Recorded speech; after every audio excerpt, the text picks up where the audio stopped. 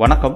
இது உங்கள் தமிழ் சேனல். எல்லாருக்குமே ஒரு தெரிஞ்ச விஷயம் தான் இதுல பேச போறோம். பெட்ரோல் பல்க்ல மொபைல் பயன்படுத்தக்கூடாது அப்படிங்கிறது எல்லாருக்குமே தெரியும். பயன்படுத்தினா அது தீப்பிடிச்சிரும் அப்படிங்கிறது.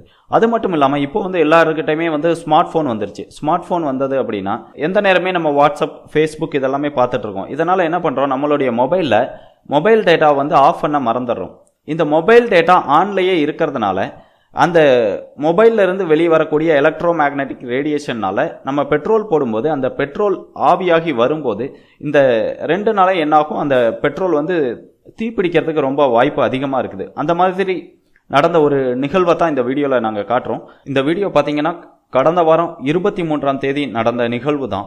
இதில் பார்த்தீங்கன்னா அந்த மொபைல் டேட்டா அந்த ஃபோனில் ஆனில் இருந்ததுனால அந்த பெட்ரோல் போடும்போது அது என்ன பண்ணிடுது, தீப்பிடிச்சிருது. இது போன்ற நிகழ்வுகளை நம்ம தடுக்கணும் அப்படின்னா நம்மளுடைய மொபைலை பயன்படுத்தாமல் இருக்கிறது மட்டும் இல்லாமல் நம்மளுடைய மொபைல் ஃபோனில் மொபைல் டேட்டாவையும் மறக்காமல் ஆஃப் பண்ணி வைக்கணும். அப்படி வைக்கல அப்படின்னா நீங்கள் பெட்ரோல் போட போகும்போதும் இது மாதிரி தீப்பற்ற வாய்ப்புகள் ரொம்ப அதிகமாக இருக்குது. முடிஞ்ச வரைக்கும் இந்த வீடியோவை அதிக பேரிடத்துல பகிருங்க.